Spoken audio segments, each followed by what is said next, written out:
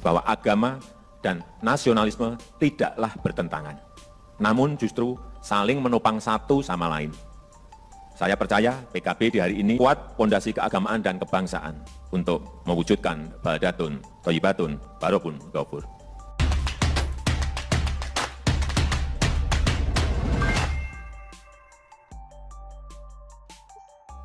Sekali lagi, Jokowi itu cerdas.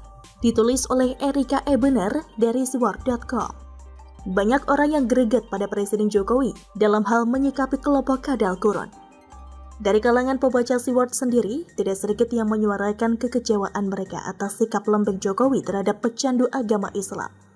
Tuduhan Jokowi tidak tegas bisa dikatakan sebagai sebuah tuduhan yang standar. Ada banyak istilah brutal yang disematkan pada Presiden Jokowi untuk mengungkapkan ketidaktegasan sikapnya atas para pengacau negeri. Memang sangat mudah untuk dipahami atas kekesalan orang-orang ini melihat sekelompok orang yang menggunakan atribut agama Islam mengobok-obok Indonesia. Setelah 8 tahun Jokowi menjadi presiden, selama itu pula kepemimpinannya selalu dirongrong oleh kelompok pecandu agama Islam ini. Dan saya mulai memahami bahwa sebenarnya Presiden Jokowi juga segeram kita-kita pada mereka. Hanya bedanya kita ini berada di luar arena. Kita hanya penonton yang maksimal cuma bisa berkomentar dan menyoraki. Padahal selama 8 tahun itu Presiden Jokowi jelas tidak diam. Dia benar-benar bersabar dalam mengatur strategi untuk menggebuk mereka. Jokowi sangat memahami bahwa pihak yang menjadi lawan ibarat kelompok hermaprodit, yang pada dasarnya akan selalu menjadi pihak yang diuntungkan jika dirinya bertindak pelan atau bertindak kasar. Jika dulu kita pernah mendengar kalau Jokowi menjalankan strategi politik makan bubur panas, saya mencermati kali ini strategi yang dilakukan oleh Presiden Jokowi seperti melakukan strategi politik mengayak pasir. Apa itu strategi politik mengayak pasir? Mengayak adalah proses atau cara untuk memisahkan kerikil dan batu dari pasir yang halus. Coba perhatikan kondisi mereka. Mulai dari dibubarkannya Ormas Radikal 1, lalu Ormas Radikal 2, dan bergulirnya kasus-kasus pidana atas tokoh-tokoh besar dua kelompok ini.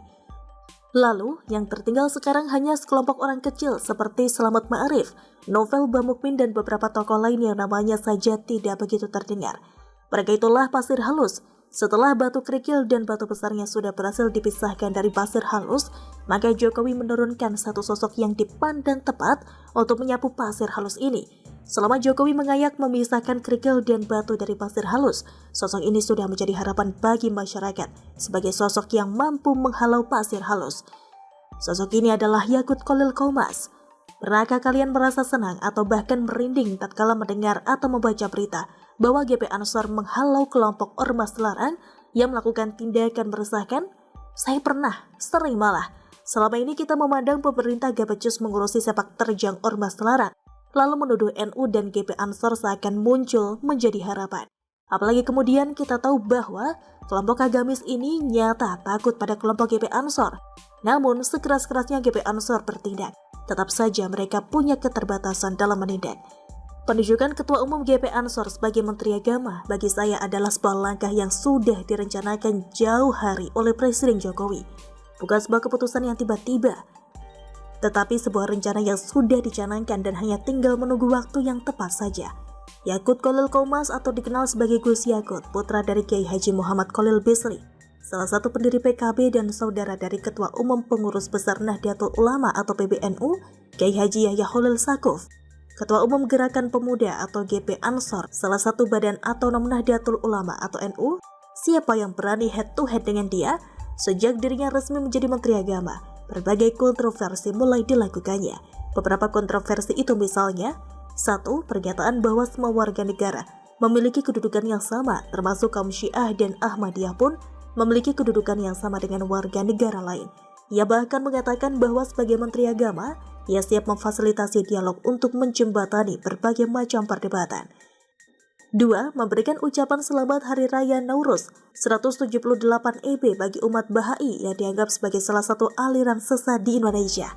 Namun Kementerian Agama kemudian membuat pernyataan bahwa Bahaiyah merupakan sebuah agama tersendiri dan tidak terikat pada suatu agama apapun. Atas dasar hal tersebut, Menak Yakut pun memberi ucapan selamat Hari Raya Nowruz 178 EB. 3. Usulan mengucapkan doa semua agama sebelum memulai rapat di Kementerian Agama. Yakut meminta semua kegiatan Kemenak tidak hanya diawali dengan pembacaan ayat suci Al-Quran, melainkan semua agama yang diakui di Indonesia. Karena Kementerian Agama memayungi semua agama yang diakui di Indonesia, yang mana hal ini harus ditujukan dalam acara-acara Kemenak. Dan yang terbaru adalah tentang aturan penggunaan toa masjid.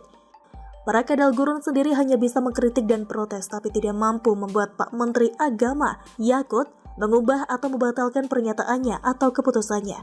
Mereka bahkan tidak berhasil membuat Pak Menteri meminta maaf atas perkataannya. Menghadapi kelompok seperti kadal gurun, ternyata seorang Menteri Agama berilmu agama saja tidak cukup, berlatar belakang militer pun tidak cukup, tua saja tidak cukup. Dalam kondisi Indonesia dirongrong kadal gurun, seorang Menteri Agama Indonesia harus memiliki nyali dan memiliki pasukan sendiri. Yakut Khalil Qomas, dari sisi ilmu agama Islam, dia sudah matang. Dari sisi keberanian, kita semua menjadi saksi hidup. Dari sisi pasukan, Yakut tidak lagi memerlukan Polri atau TNI. Turunkan saja pasukan GP Ansor.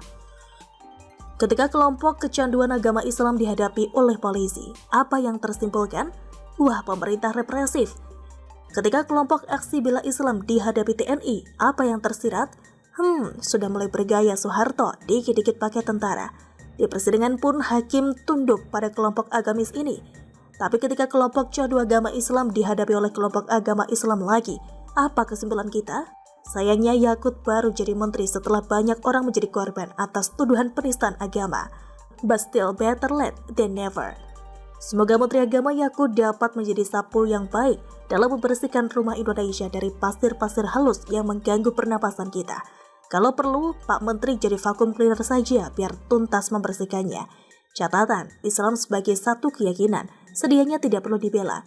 Islam sudah sangat kuat, oleh karenanya Islam diyakini oleh manusia.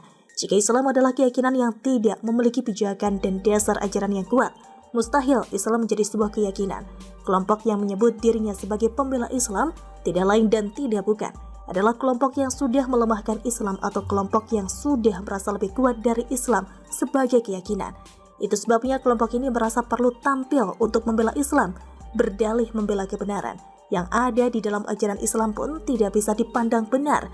Kebenaran atas ajaran agama Islam pun tidak perlu diperjuangkan, karena kebenaran atas ajaran Islam sudah tercapai belasan abad lalu.